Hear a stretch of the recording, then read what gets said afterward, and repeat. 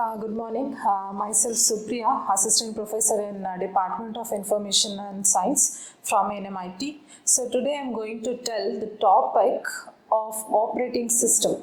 So in that operating system, I'll take one more topic that is called a disk scheduling. So first we'll see what exactly the operating system and why we have to go from disk scheduling. So first thing is, as we all know about the operating system is a fundamental software.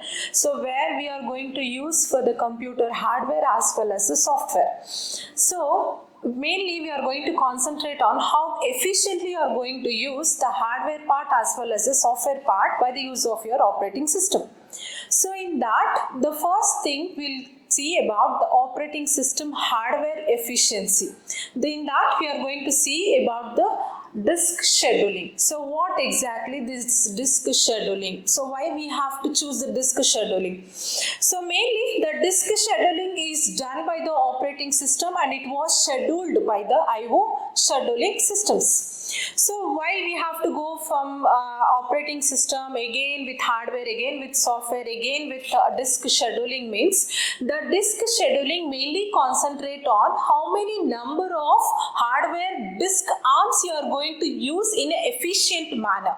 So that we are going to call it as a disk moment or a disk arm we are going to call. So we can call one more name for the disk scheduling is IO scheduling. So this IO scheduling states that it's an input and output scheduling.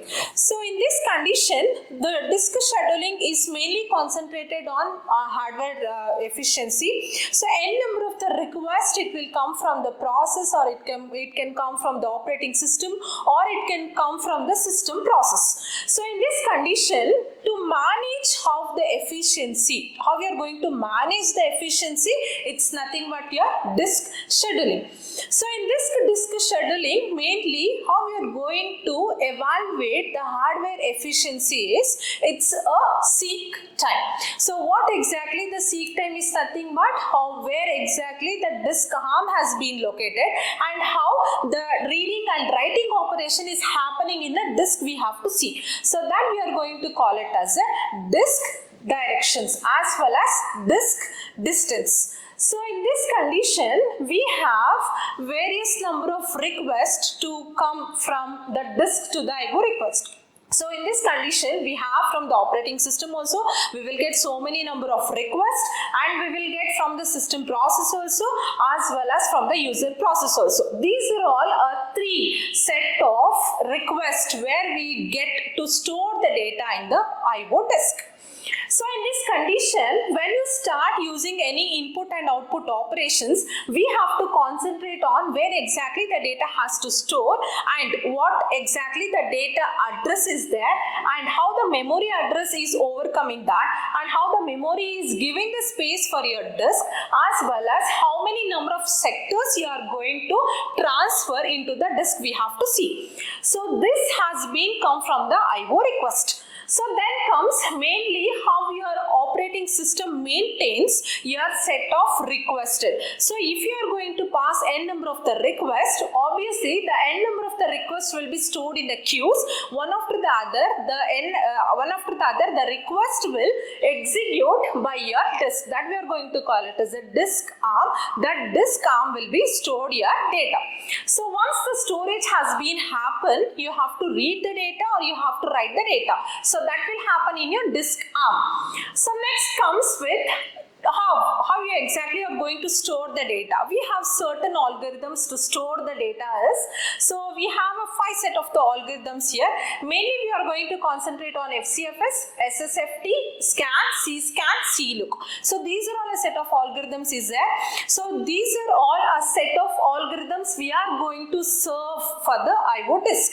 So first we'll see what exactly the FCFS by taking a small example. So this is what a sequence will be there. So this is of your string sequence. So in this condition, we have to store the head moment. So we are going to take with the head pointer is 53. So in this condition, you can see here, this is what a queues we are going to pass and this set of the numbers has to be stored in your operating system by the use of your FCFS.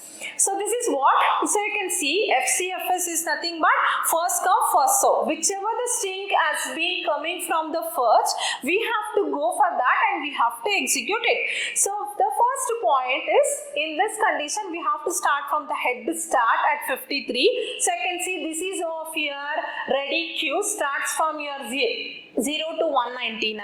So we are going to take the head start at 53. From 53 you can see the next set of the data we are getting it as a 98. So the 98 has been transferred, that from here to here we are going to call it as a head moment. From there it is taking with 183. So you can see the arrow marks here. So 183 has been pointed, again 37, again we are getting to 122, 14, 124 as well as 65, then comes with a 67. So this is how the sequence will go for the FCFS. So how you are going to calculate is, we have to take higher value minus with the lower value from each set of the head count, then final answer will get it as a 640 for this FCFS.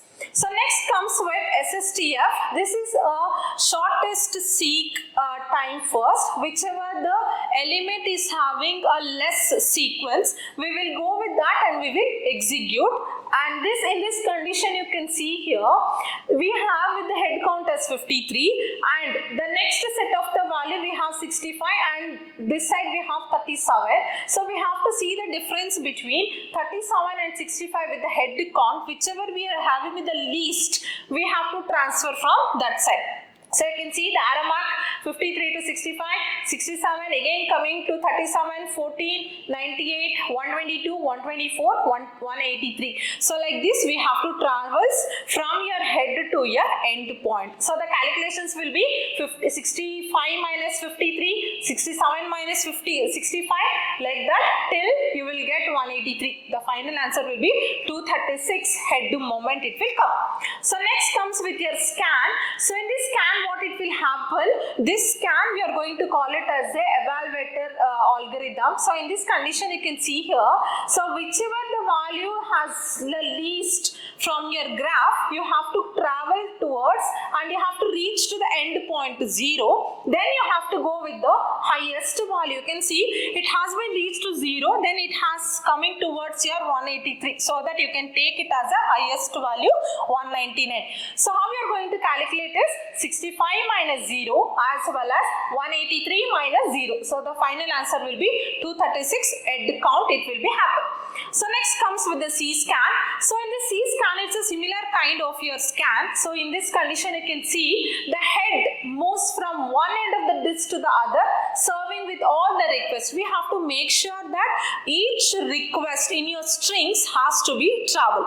So in this you can see, in this condition you are going to travel from 53, again it is reaching to the highest as 199, then again it has come with 0, again it is going to end. The final answer how we are going to calculate is 53 minus 199. So 199 minus 53, then again comes with 199 minus 0, 0 minus 14. That is a 14 minus 0. The head count will be 183.